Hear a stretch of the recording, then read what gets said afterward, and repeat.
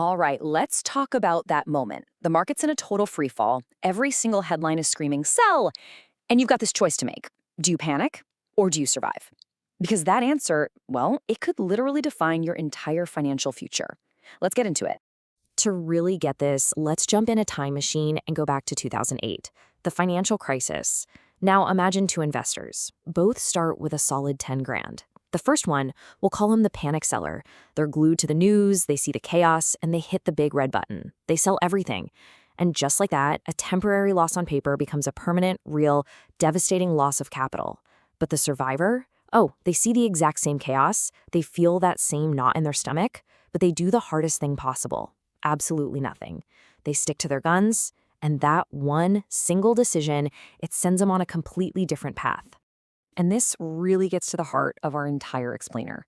You've heard this phrase a million times. Time in the market beats timing the market. But listen, this is not just some cutesy slogan for a coffee mug. It's the fundamental law that separates creating wealth over the long haul from just frantically destroying it with emotion. The survivor gets this deep in their bones. The panic seller, well, they learn it the hard way. So, if it's that simple, why is it so incredibly hard to just do nothing? Why does every fiber of your being scream sell when the markets are tanking? Well, it turns out our brains are not wired for investing. That urge to sell, that's your ancient biological fight or flight response kicking in.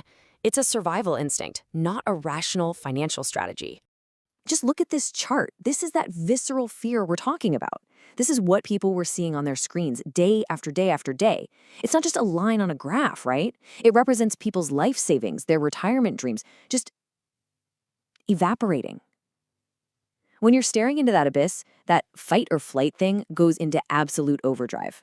So that panic, it really breaks down into three major psychological traps that get us every time. First, you've got just pure fear, cranked up to 11 by the 24/7 news cycle. Second is loss aversion. All the research tells us that the pain of losing a dollar feels twice as bad as the pleasure of gaining a dollar. And third, and this is a big one, herd mentality. When you see everyone else sprinting for the exits, your deepest instinct is to run with them, even if they're all heading straight off a cliff. And that herd mentality, it leads to stats like this: 70.3%. That's how many regular investors were bearish, meaning they expected stocks to fall even more, on March 5th, 2009. Now, why is that date so important? Because it was the exact month the market hit rock bottom, before starting one of the greatest bull runs in history. The crowd was never more convinced of doom than at the precise moment of maximum opportunity. Wild. So what's the actual cost of giving in to that panic? Well, this data from JP Morgan is it's staggering. A $10,000 investment grows to almost 65 grand if you just stay in your seat. But if you panic and miss just the 10 best days, and here's the kicker, those best days usually happen right after the worst days, your return gets sliced in half. You miss the 50 best days, you've actually lost money. So you see, panic selling isn't just about locking in your losses, it's about missing the explosive ride back up. Okay, enough about the problem, let's talk about the solution. Look, being a survivor isn't about being fearless. It's about having a game plan. So here it is, the Survivor's 5-step game plan. This is your playbook for staying rational when the rest of the world seems to be going completely mad. All right, let's walk through this playbook. Number 1, stick to your plan. Your long-term goals are your anchor in the storm. 2, diversify. Having a mix of stuff like stocks and bonds acts as a shock absorber. 3, automate your discipline. Use rebalancing to take the emotion out of it. And we're going to dig into that in just a second. 4, keep accumulating. Market crashes are basically sales. Continuing to invest means you're buying more shares when they're cheap.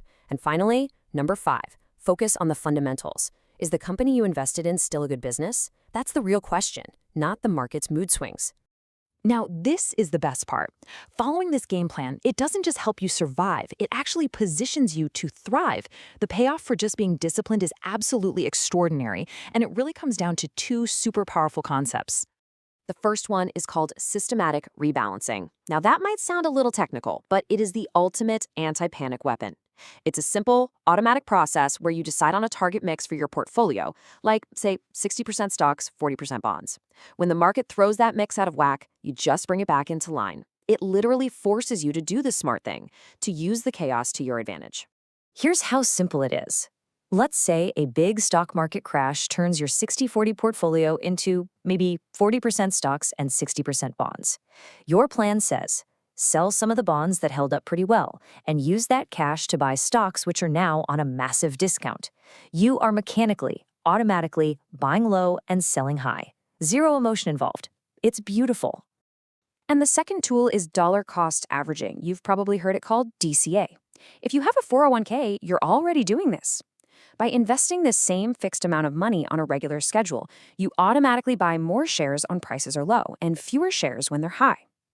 This totally flips the script. You stop stressing about the dollar value of your portfolio and you start getting excited about how many cheap shares you're scooping up. But I can hear you thinking it. What about the ultimate fear? What if I'm just the unluckiest investor on the planet? What if I put all my money in at the absolute peak, literally the day before a historic crash? Surely that's a total disaster, right? Well, you'd think so, but the data tells a completely different story. This slide shows what happens to that unlucky investor who went all in right before 3 massive crashes. Look at the global financial crisis. You invest in October 2007, you watch your money get cut by more than half, a 56% drawdown. It's brutal, but you just hold on. 10 years later, you're up 109%. Even the tech bubble, which was a nasty years-long winter, it eventually recovered. When you got in matters so much less than how long you stay in. In fact, let's take that unlucky investor from 2007 all the way to today. So, you invested at the absolute peak in October 2007, and you just held on. You survived the chaos, you stuck to the plan. Your total return through March of 2024 would be 345%. You more than quadrupled your money despite starting at the worst possible second in modern history. That is the power of being a survivor. So, the choice is yours. You can join the panicked herd, locking in those losses and then watching from the sidelines as the market recovers. Or you can join the survivor circle, the disciplined, rational investors who know that scary moments are just the price you pay for amazing long-term rewards. And we want to help you make that commitment. So think of subscribing to this channel as more than just a click. It's a pledge to yourself to stick to a rational process, to trust your long-term plan, and to be a survivor the next time a storm hits. Because ultimately, that's what this is all about. The goal isn't just to grit your teeth and get through the bad times. It's to position yourself for the incredible growth that history has shown us time and time again always follows. Survive today so you can thrive tomorrow.